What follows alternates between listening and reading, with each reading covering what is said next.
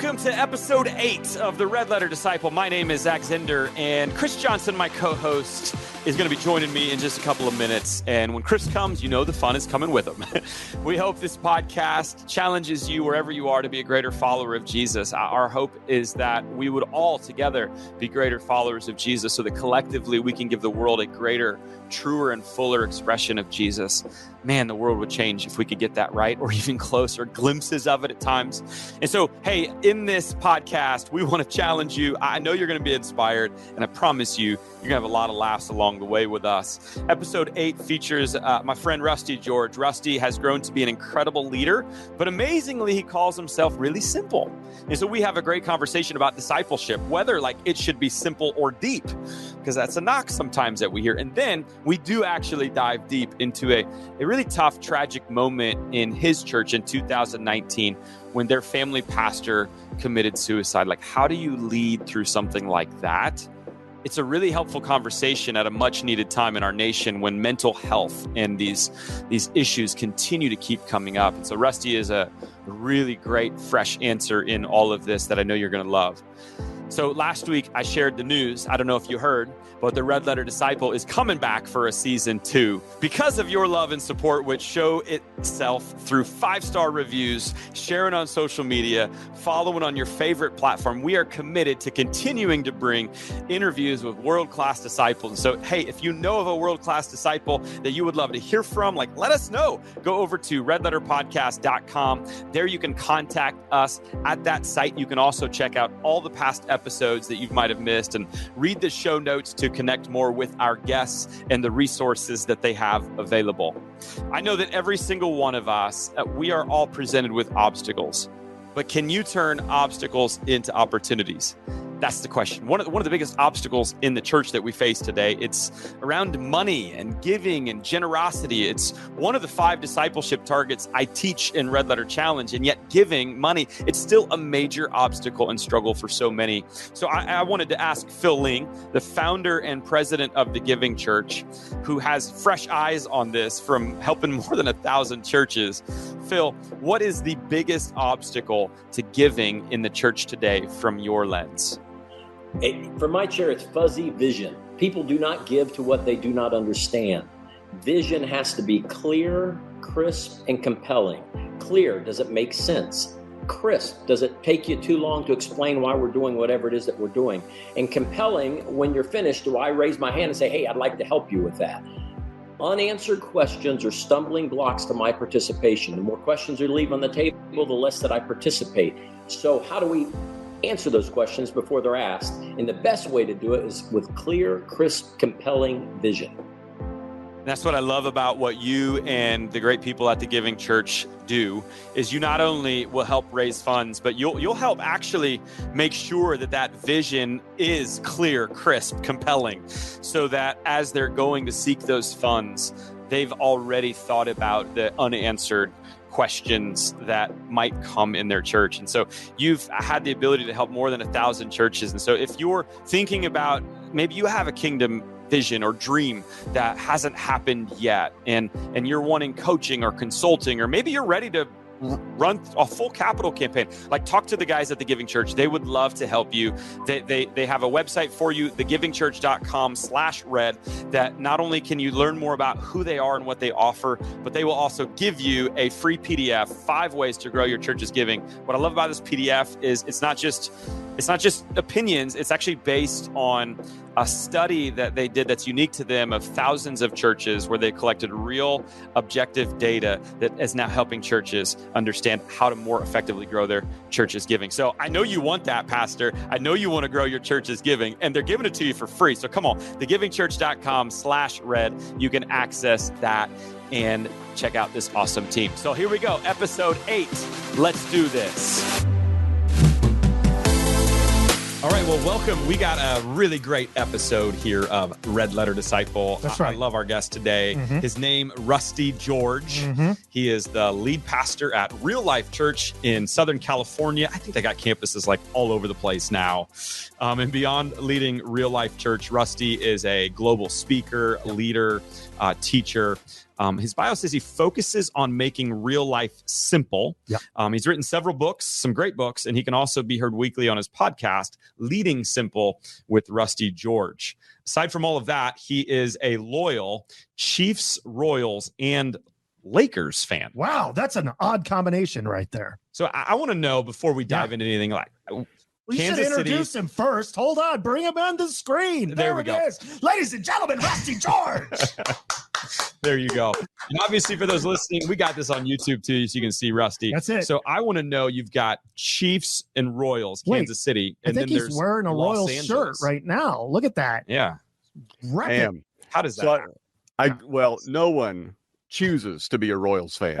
You are predestined. You're born into it. The see here. No, just kidding. That's right. I'm not. So I grew up in Wichita, Kansas, and it was during the 80s. The Royals were not only just down the street, but they were on TV a lot. They were great because of George Brett. So my dad and I really bonded over the Royals, and we'd go to games and watch games. And I loved baseball. And obviously, if you're there, then you got to be a Chiefs fan, which has been long suffering until the last few years. Yeah. True. And I love basketball, but we had no pro team, but the Lakers were on all the time. So they became my team. Now, I happened to move out to Los Angeles, almost 20 years ago. And I've had a chance to go to games, which is just really fun for that to kind of come full circle. So that's kind of my loyalty lineage.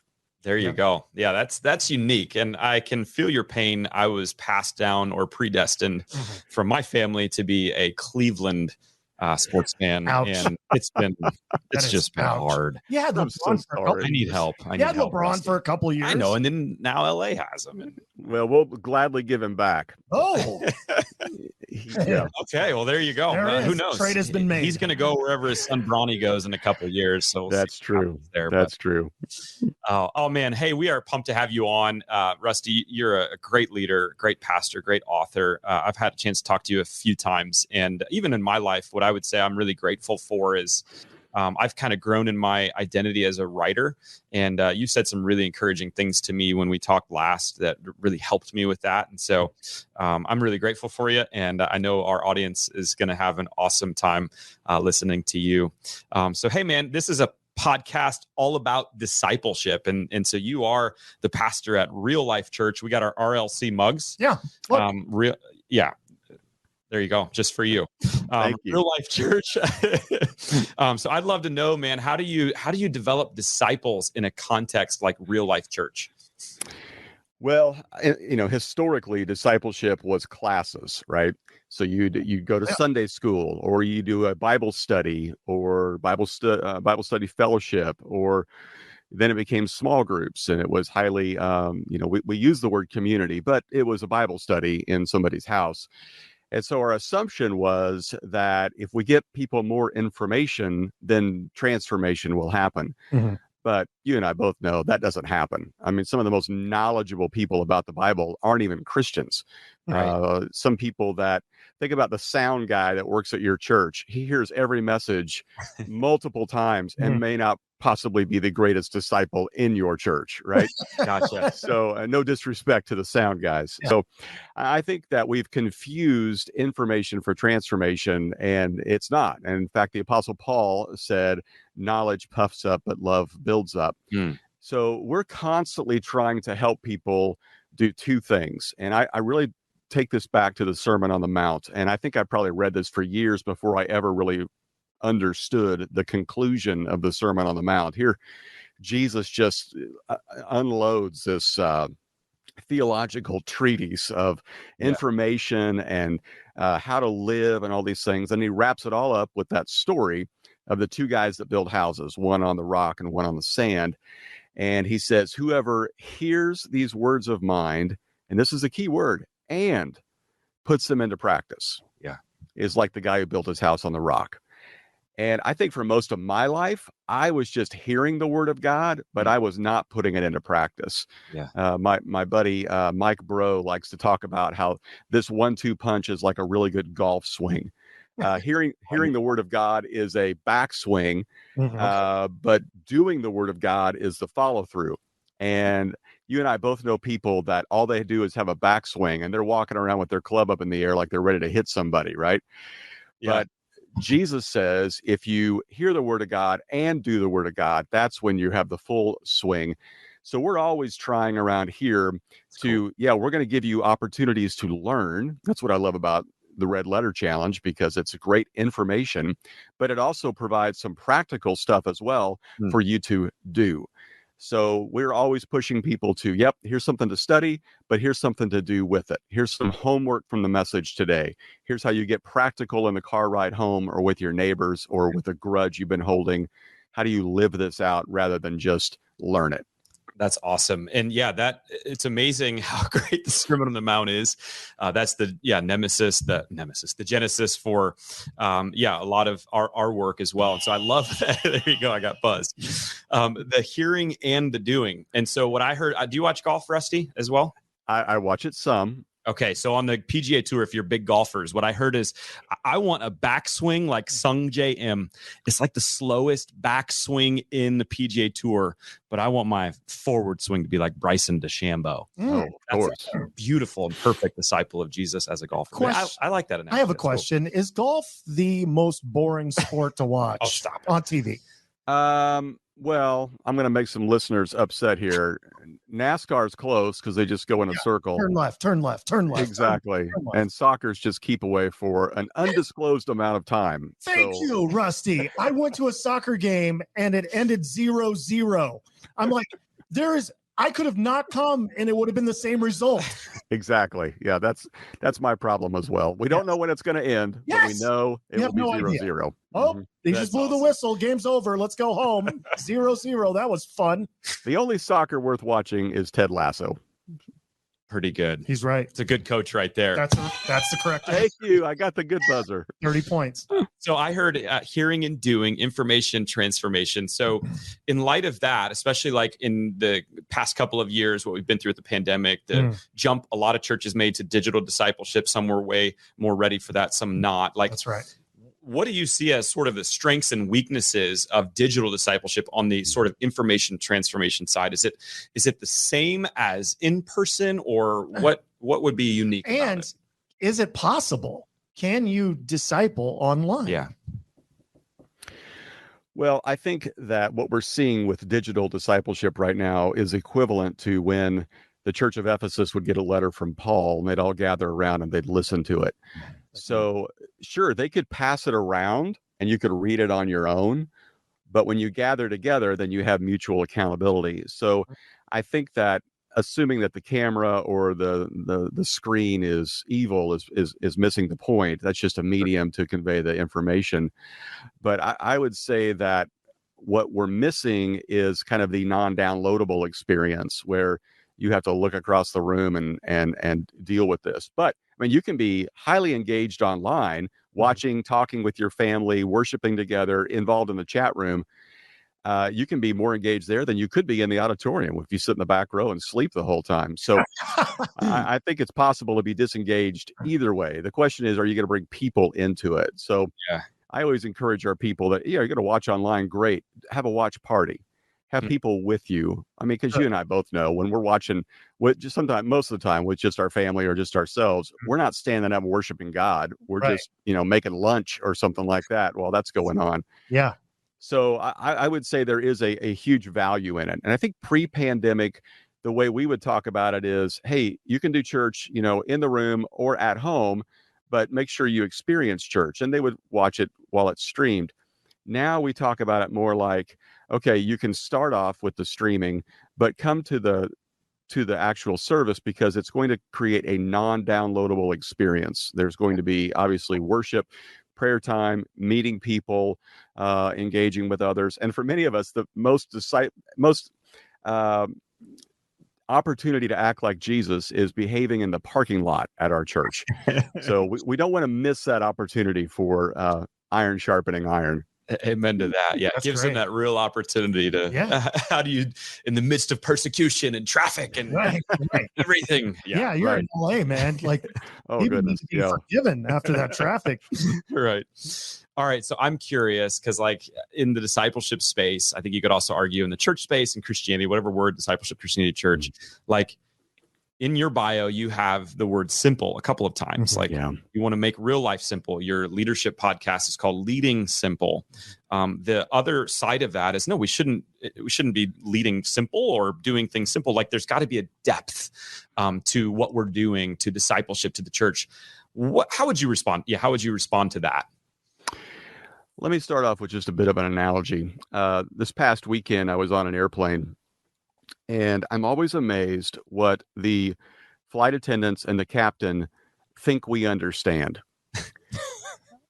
They will get on the PA and they'll give us instructions and use words that none of us ever use. I figured out what stow means. They're trying to say store, okay? Right. But when they say we're going to encounter a significant amount of chop, I think I know what that means, but I'm not sure. Or when they say don't get up until the flight attendant's done with cross-check, still don't know what that means. I don't know if that's a Catholic thing or what. Yeah. Oh, that's good. Yeah, totally. But here I am in their world, and they're using language I don't understand. That's not simple. I think the knock on simple has been, if a church is simple, it means it's shallow. And then the assumption is that complicated is deep. And so if a teacher gets up and speaks and you go, boy, I didn't understand half of that, so it must have been really deep. But does that allow information to bring application, which brings transformation? Right. No, it just makes the speaker look really smart. So I think what I've been, warring against over the last 20 years is this insider language, or filling the words or filling the air with words that people don't understand that make me look smart. But don't help anybody. So I think it was Rick Warren that said, complicated isn't deep and simple isn't shallow. Ooh, I like it. So if we're able to just simplify the message, and you think about it, that's what Jesus did. I mean, he's always saying, you've read this, but I say to you, or I've come to fulfill this, or let me tell you a story about a farmer. And very rarely did Jesus get up and just read the Old Testament. He often would tell something entirely different or put it in a vernacular that they understood. So I think simplifying things takes us off the throne a little bit and puts the audience more on the I don't want to say throne, but it gives them the priority of, how will this make sense to you? I get to live in California, where we are a mission field. It's pretty obvious how far we have fallen off the grid, and I have to contextualize everything. Even simple things like where I'm from, we would call it pop. Out here, it's soda. Yeah. So just learn pop. Exactly. So when I get up and I talk about and I quote Dallas Willard like he's my close friend, or I use words like sanctification and justification and those kind of things. I mean, those are great, but what does that mean to the person out there that is really struggling and has no context for following Jesus?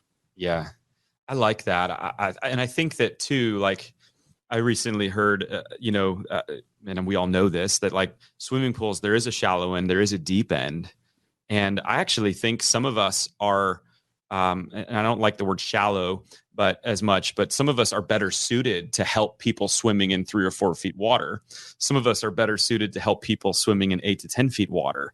I feel like I'm better suited to help people in the 3 to 4 foot of, here's what this is. Like, the key is, are we swimming? Are we in the pool? And let's grow, and let's realize and recognize that each of us has strengths as we lead. And so someone who might be at that deep 8 to 10 foot level, great. Find people that need that and go for it. But also, if you're really good at breaking things down simply to allow people to just understand and get in, like that, we need more people like that too.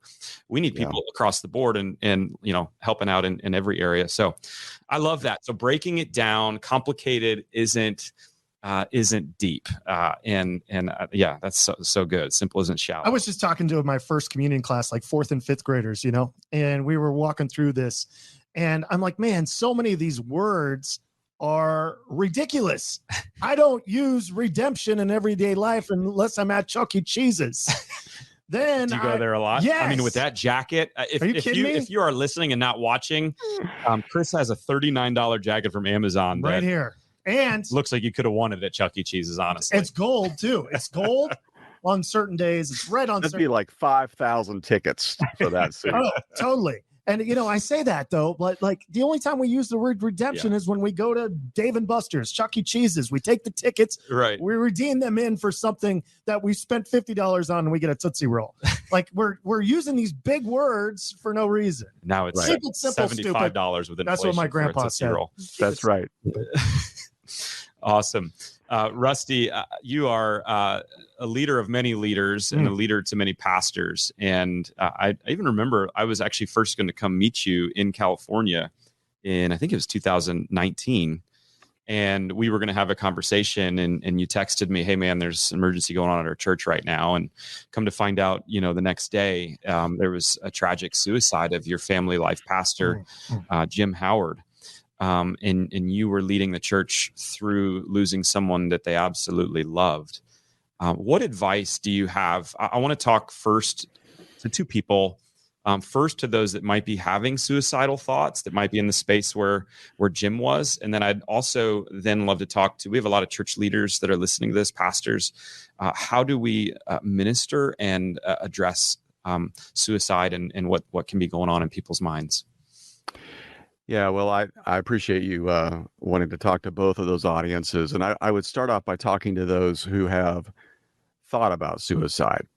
And I think that especially having gone through the last couple of years, the isolation that many of us have felt, the depression, the anxiety rates, it's no stranger that suicide is on the rise. And it seems to be, first of all, an escape. And second of all, many people believe that they are such a burden to those people in their life, their lives would be better. Mm-hmm. I can tell you, having lost 3 friends to suicide over my lifetime, it never makes things better. You are not a burden. And the wake of devastation you will leave behind is far greater than whatever burden you feel like you are creating right now. And the darkness that you are in is just covering the light. It hasn't replaced it. It's not gone. So call somebody, talk to somebody, cry out for help because there are so many resources out there to help. Through this situation, I was able to connect with Kay Warren, who she and her husband lost their son to suicide. And she has so many great resources out there on kwarren.com that help people that have either lost someone to suicide or who might be considering suicide. Now, speaking from our context, I think that for churches out there that are dealing with this, and the rate is higher and higher, it seems like probably every other month I'm on a phone call with some church that has lost a pastor to suicide or one of their family members to suicide. And I think that initially we all want someone to blame. And if you're leading a church that has a suicide on staff, people in your church will want someone to blame. They'll want to blame themselves or they'll want to blame you. And the quicker you can shift the attention from the blame, but to how can we help, the better off you'll be. Because what will happen is there'll be people in your church that think, well, if he couldn't make it, how do I think I can make it? Yeah. If he felt like he could give up and still go to heaven, I guess I got an out now. So you have to come to the rescue of those that might see this as an option. Sure. Provide support. And we did that. And that was one of the things I think we did well. We talked about mental health issues. Right. We did not know that he was on mental health medication until afterwards. We did not know he had a condition. And that's not one of those things you can ask when you hire somebody. Right. But he had not been forthcoming with that. But apparently he was prone to go on and off of his medication, which is a bad idea. So he's unstable to begin with. We had suspicion that there was infidelity in his marriage on his part. And when we addressed it, he resigned. Gotcha. And then 3 days later, he took his life. So when I had to stand up and tell the church what had happened, I could not say he had an affair and then took his life because we didn't have proof yet. Right. And I've got the suspected person, her family sitting out there. I've got Jim's family that's sitting there. And I, we're a church of grace as well as truth. So for me to say that without all the facts, then I'm throwing a lot of people under the bus. And so I took the lead of let's deal with the mental health issue. In hindsight, I wish I would have said there have been some allegations that we were investigating. I'll tell you what I know right now. Is there more to it? Yes, but I can't say right now. But I do believe that this was an igniter for a deeper problem, which was his desire to escape. I wish I'd gone that far. I didn't. And why do you wish that you would have gone that far? Well, and I think that's because I took so much heat for when it did come out. They thought we were covering something up. Which we really weren't. We just didn't know. So do you feel like the people blamed you for this? Oh, yeah. Yeah, I think they blamed me. I think they blamed the organization. They thought, well, it must not be healthy. Right. Or they blamed us for covering up, which if you've been around real life at all, you know that we're true to our name. And we don't have a problem telling you our weaknesses and our faults. We just couldn't come out and say that without having the information that we had told his wife and this other woman's family, and we didn't have it all. So in hindsight, I wish we could have clarified that a little bit better. So I can caution some pastors on, hey, call me. I'll help you. Yeah. And in fact, we had a guy in our church that he does, PR for companies, and he was great in helping us just deal with the press because the press all wants someone to blame. Yeah, it's okay. That's okay. I mean, there's times when, let's get some help from outside. Yes, absolutely. Exactly. So, in fact, we're putting together resources right now that we can put out to people and offer help so that they don't have to go through this alone. When I talk to other churches, there's another church down here in Southern California whose lead pastor died by suicide, and we talked their whole staff. This was one of the great things. Their whole staff brought us lunch one day and just sat with our staff. And we just lamented, and it was so beautiful. Wow. And I thought from that moment on, I'm not going to waste an opportunity to tell my story because there's some people that need to hear it. So, before we went on, you said, is it okay to talk about this? And it's painful, but it needs to be said because it can help somebody else out just as much as what that church did for us helped us out. What Kay Warren did for us helped us out. And I think we're beginning to see that this is an epidemic of huge proportion. Absolutely. Yeah. Hey, one thing that I've seen, and I heard it when you were talking to those that may be thinking about it, is they live in isolation. And so they maybe aren't forthcoming because they may feel like they're alone or they would get ostracized. We've done a couple times at our church, do this exercise when we talk about forgiveness and needing God's forgiveness. And so we talk about like some really deep things. And I survey the audience anonymously in a way where they answer 12 questions. And then we actually have people stand up for each question. So big stuff, like, does anyone live with constant shame? Have you been abused or been an abuser? And the one question we have in there is, have you thought about or attempted suicide in the past? And out of all 12 questions, again, big questions, big stuff that we deal with, out of all 12, that is always 100% of the time that I've done that, been the one that's most surprising and shocking and sad is how many people stand up for that. Yeah. And so it stinks. But if I see anything, if that tells me anything, it shows me that like, there's no way you are alone. There are a lot of people that are struggling or have had thoughts attempted. And I think the problem with that is that a lot of times it's the person that you would least expect. You know what I mean? Like it's the person who has the happy church face. And then this happens and you're like, oh my gosh, I didn't see a sign of this. I didn't know he was on anti-depression meds. I didn't know that.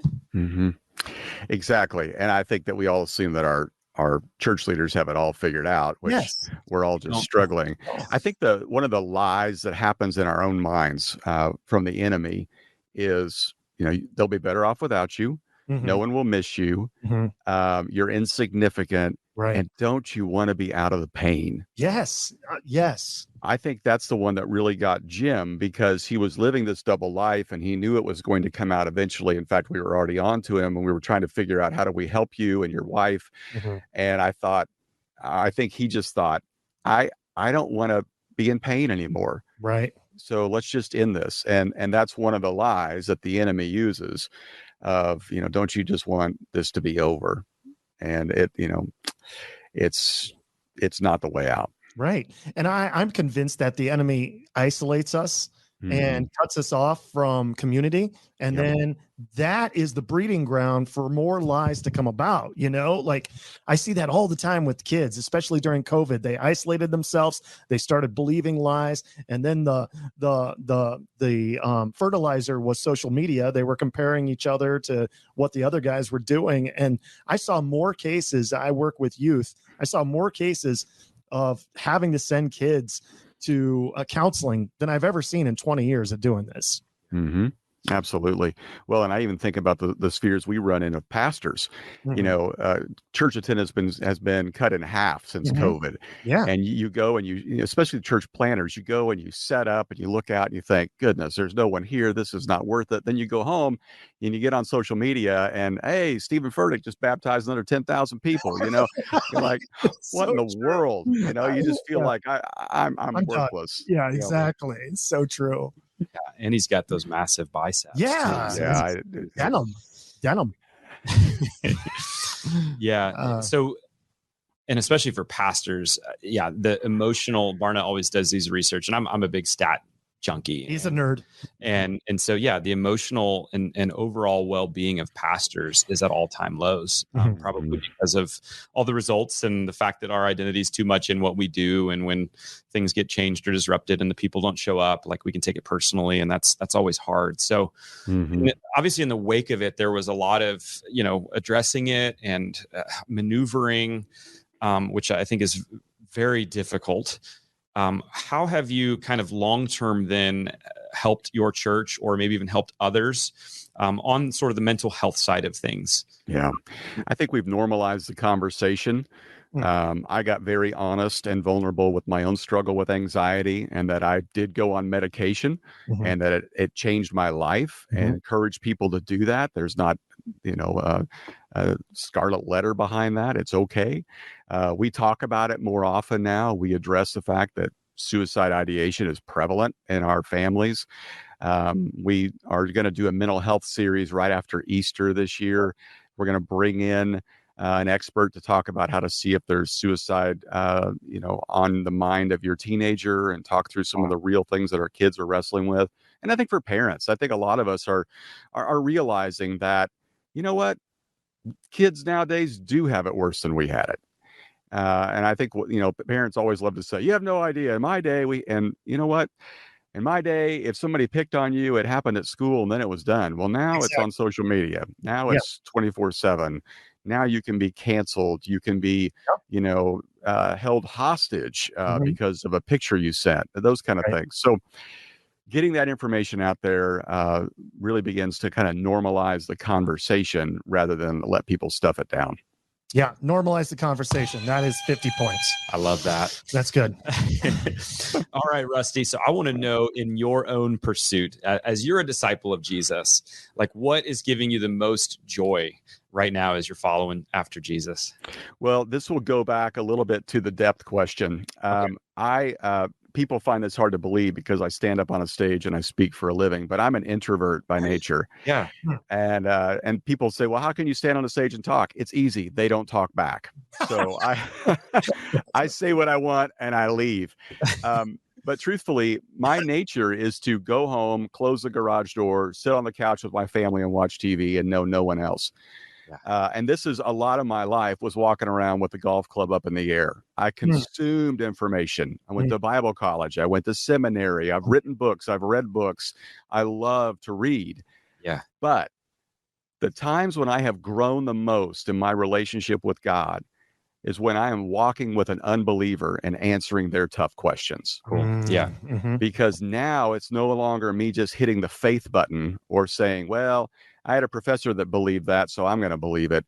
I got to answer this to a kid that he doesn't know. Yeah. He doesn't have the background I do. Or I got a neighbor who's struggling with, a porn addiction, or his wife hates him or whatever. So walking with an unbeliever helps you grow more than anything. I mean, and I think the disciples got that. That's why, even though they knew Jesus, had Jesus, was going to heaven, they went out and lost their lives telling other people about Jesus because they knew the value of that. So I would encourage people, if you don't know a lost friend, then there's an issue. And I would say that's not just for introverts, that's for extroverts too. Yes. I'm an extrovert, Rusty. And I would say, like, if I'm not intentional, I can easily surround myself in a Christian bubble with the things that I do. And unless I'm intentionally thinking about, I'm on this earth to, yes, of course, help challenge and inspire those who already follow, but also to bring new people as best I can through God's Spirit into God's kingdom. And if I'm not in relationships with those people, I got to get in those. And so how do we do that? And absolutely.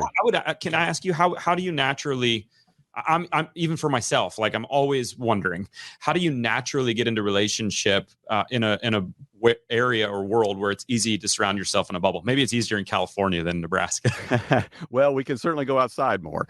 What we did was we just got to know our neighbors, and it's really easy for you to just run inside, but just to linger outside a little longer, take walks, stop and talk to people. And then we would hold barbecues in the front yard. We dragged everybody wants to build the Taj Mahal of a grill in the backyard. Yeah. But we kept one on portable, and we would drag it out front.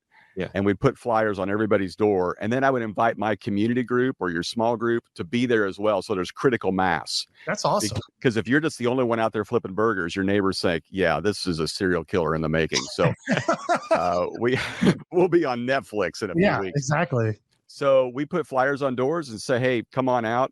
And this might ruffle some feathers, but I'll say it because I'm from California now, and we can get away with this.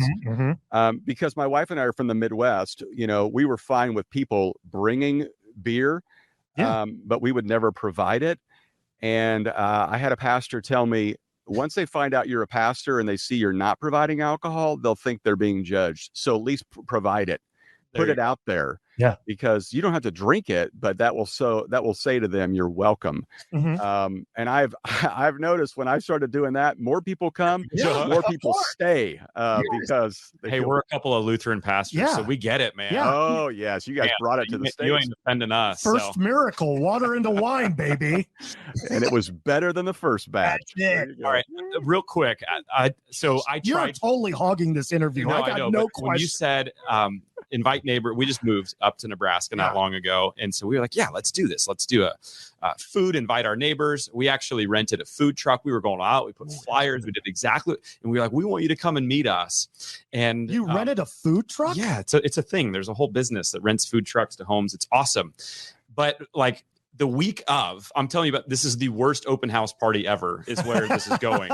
The week of, my wife and my youngest son both get COVID. And so I'm testing every day. I've got the deposit in for the food truck, so I can't get my money back for that. It was a pretty good investment. Come over for COVID tacos. Eventually what it was me in a front lawn with a lawn chair with a food truck and a respirator, coming to an open house party that you can't go inside or meet half of my family. It was the single worst open house party of all time. It was a fail.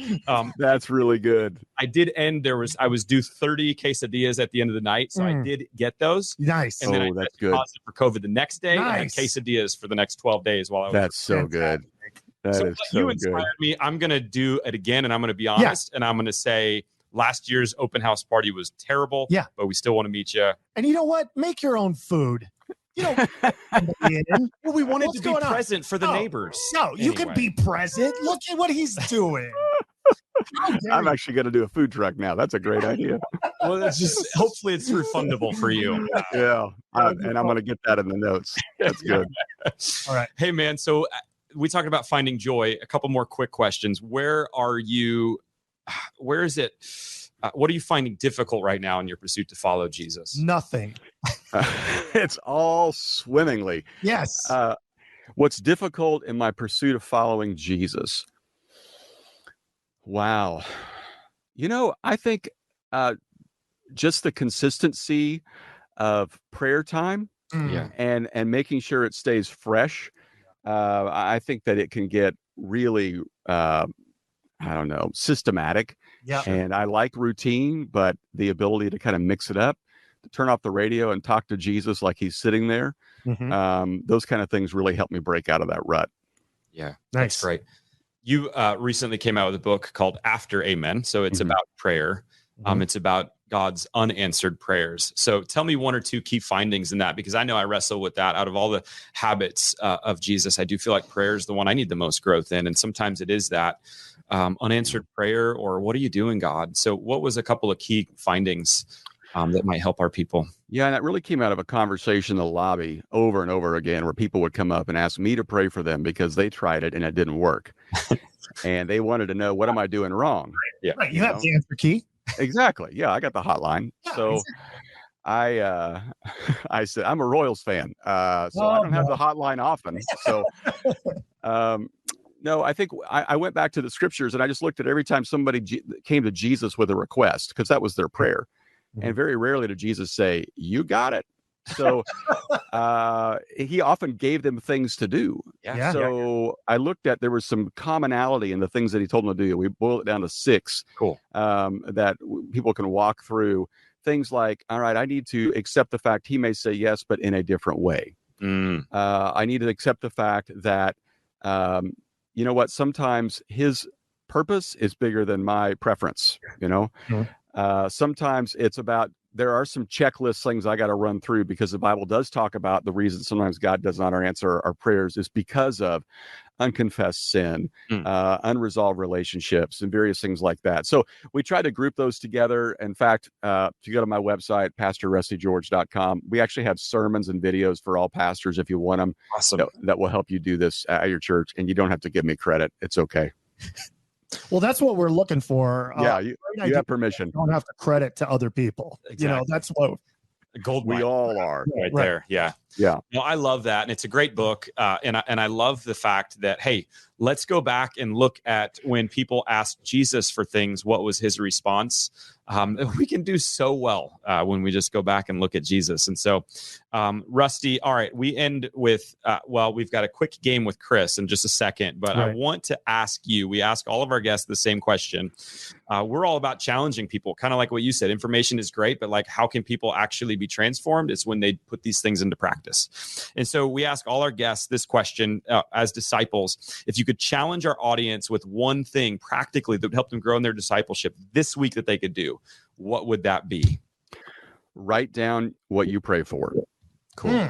We pray like we are just vomiting, and then we forget about it. And oftentimes we say, God doesn't answer my prayers, but he did. We just forgot what we asked for. I love it. Write it down. Keep coming back to it. You'll be amazed how you'll begin to see that God is actually saying yes. That is awesome. 50 points. All right. I think I'm up to 130. I don't have any, but that's fine. No. It's not about a competition here. No. You lost points, actually. So, all right. If you take that challenge on, I want you to go ahead and put #RedLetterDisciple somewhere on the socials, on the YouTube video. So we can steal yet YouTube. Another Rusty George idea and then give it to Red Letter. He just said he doesn't need credit. Oh, well, not at all. There you go. That is fantastic. All right. Chris has got a great game for you on the way out, Rusty. All right. Are you ready? I'm ready. You're at 130 points currently, Pastor Rusty George. What does he need to get to be like the guest of the first season? Well, the current lead is 160. So there's a lot on the line right now. And I don't know competitive guy, but here we go. This is what's going to happen. I noticed in the my extensive research that your name is actually 2 first names. Wow, that was correct. Big research you did. Yeah, my crack team of people said, you know what? He's got 2 first names. And I'm like, he does. Rusty George. Yeah, that's good. But you know what? This is not uncommon. There are a lot of famous people besides Rusty George who have 2 first names. Really? That's right. Wow. So we're going to play the double first name game. Put 45 seconds on the clock. You will get 20 points for each correct answer. The goal is to get 5 names in 45 seconds. So Let's do it. Describe who they are, and then he's guessing. That's correct. Okay. All right. it. I'm going to start my timer now. Nicknamed the Golden Bear, this golfer has won 117 tournaments. Jack Nicklaus. She's an American singer-songwriter and television judge. She's known for her influence on pop, sound, and style in 2010, and she pursued a career in gospel music at 16. I believe she grew up in a pastor's family. She did. And knows about California girls. Pass. Oh, Katy Perry. Yeah, that's right. American actor, film producer, screenwriter, ranked among Forbes' most bankable stars, came to prominence in 1997 when he wrote Good Will Hunting. Matt Damon. That's right. Let's go. American actor known for King of Queens. He was Doug Heffernan. Kevin James. Paul Blart. Kevin Paul James. Blart. Right. That's it. You got Fantastic. 4. Yeah, that's Brings 80 us- points. He is currently in the lead with 210 points. 210, baby. Awesome. I Oh, love man. The ones that we didn't get to, an English singer, pianist, and composer. Elton John. That's right. And the final one, the toughest one, which I'm curious if you would get this.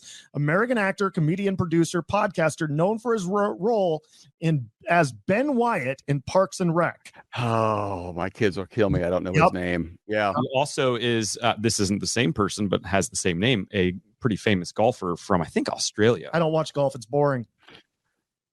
Yeah, if you can smoke while doing it, it's not a sport. Okay, we're going back there. That's good. Adam Scott was the name. Adam Scott. That's right. Rusty, if people want to connect with you more, where can they find you? PastorRustyGeorge.com. Awesome. Thanks, and guys. On there, you're going to find all sorts of resources, links to blog, podcast, books. You are an inspiration and it helped so many. And I'm really grateful that you came on the Red Letter Disciple podcast. Yeah, that was awesome. Love what you guys are doing. Love the resources. They are great for anybody who's either been in the church forever or brand new in their faith. It's awesome. Awesome. Thanks, Rusty. Thank you so much. Thank you.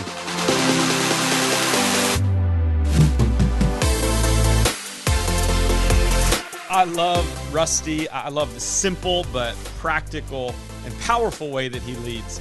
He's also, did you notice, he's pretty competitive. Hey, to connect more with Rusty and to access more of his resources and to see all of the show notes, go on over to redletterpodcast.com. Earlier in the show, I talked about our Season 1 sponsor, The Giving Church. They can help turn obstacles into opportunities, especially with finances. So you can find out more about them and grab that free PDF to grow your church's giving at thegivingchurch.com/red. If you are enjoying this show, I would love for you to do us a favor, like right now. 5-star ratings literally take 1 to 3 seconds. Seriously, I mean, you just tap the stars. That's it. Writing a review with it, that might take a minute or two, depending on how wordsmithing and how powerful you make it. But I'm asking for a 3-second to maybe 2-minute investment of time to help us get this word out. If this podcast has been helpful for you, if it challenges you in your faith, or you think it could somebody else, that would be awesome. Dylan2387 said, this show is outstanding. Any Christian who wants to learn to become a better disciple is going to find this podcast enjoyable, helpful, and challenging. Like, that's awesome, Dylan. That's what we're here for. And speaking of what we're here for, episode 9 is coming next week. We've got my friend Josh Doetzler, a former college basketball star at Creighton University in Omaha, Nebraska, who became an inner city pastor, and now he leads this amazing nonprofit. I love his takes on why he's chosen intentionally to live in the inner city with his family and what the black community needs from those of us in the white community if we're truly going to reconcile our racial differences. It's a super fun episode, and I can't wait for you to hear his insights. It's dropping next Tuesday, and so the best way to make sure you listen, subscribe, or follow on any of your favorite platforms, and it'll automatically just show up Tuesday morning. I don't know how it does it, but it does it. And so, till next time.